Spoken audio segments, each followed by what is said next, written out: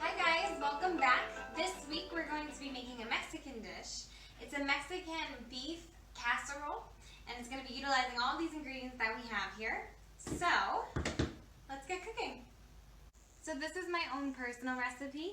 I choose to go with 1 onion, 3 peppers, 1 red, 1 orange, 1 yellow, and about 5 cloves of garlic.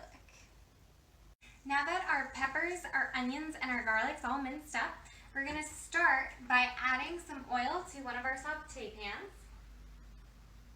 And we're going to start to cook our onions.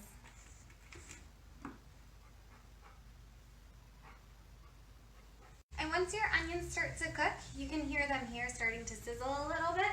You can turn your stove on to medium-high heat and transfer your meat to your other saute pan.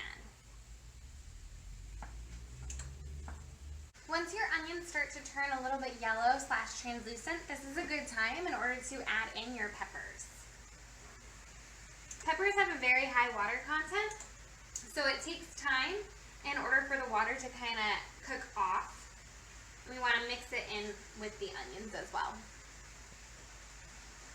Once your ground beef starts to look a little bit medium rare, this is a good time in order to add in your taco seasoning to your ground beef. I like to opt for the 30% less sodium just because a lot of your seasoning can have higher amounts of sodium added to it, but I like to opt for something a little bit lower. So you just sprinkle it on, make sure it all gets in there, and then you start to mix it around. So many of you might not know this about me, but I'm a big bacon fan, and not only do I love the meat, but I also really enjoy cooking with fat. So I actually save the bacon fat, and I like to use it as an ingredient whenever I'm cooking with meat. Just gives it a nice extra flavor and something to kind of add a little bit of character and depth to your cooking. Again, totally optional. You don't have to use it if you don't want to, but if that's something that you guys like to cook with or you have something similar, definitely feel free to get creative and add it on in.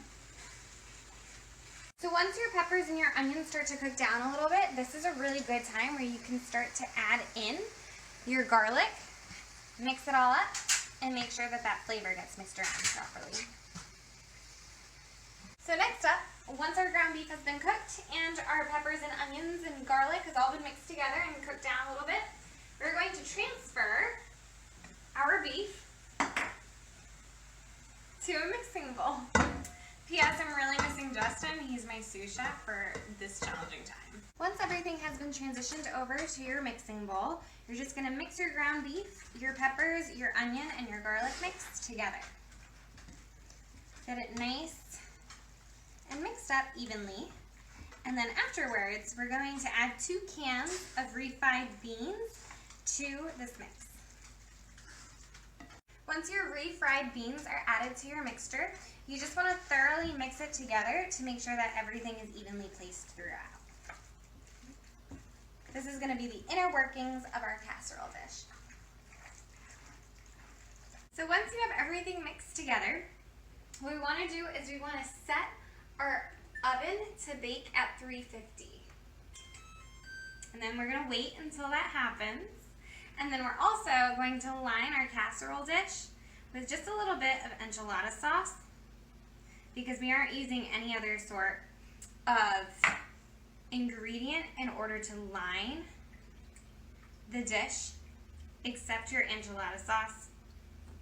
And once that's all evenly placed throughout, you just take 1 corn tortilla and you place it on in.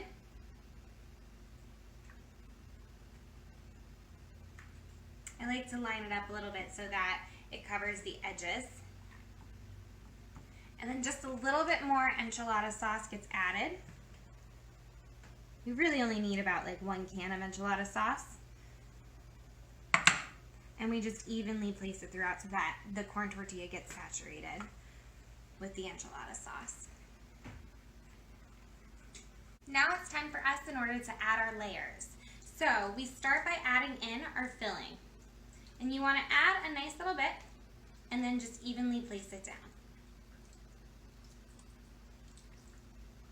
Once your first layer is created, we add more corn tortillas, making kind of like a little Mexican lasagna.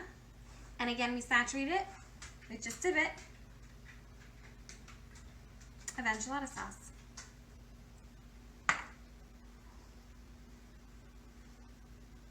Once your corn tortillas are saturated in your enchilada sauce, this is when we add our second layer. So we just do the same thing as what we did before.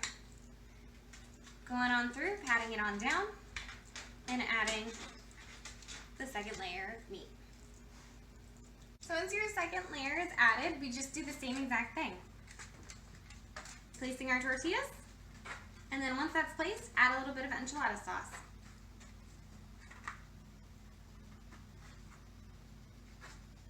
So once the enchilada sauce is added, this is where you can just top your Mexican lasagna with some Mexican cheese, whatever cheese it is that you guys would like to choose to use.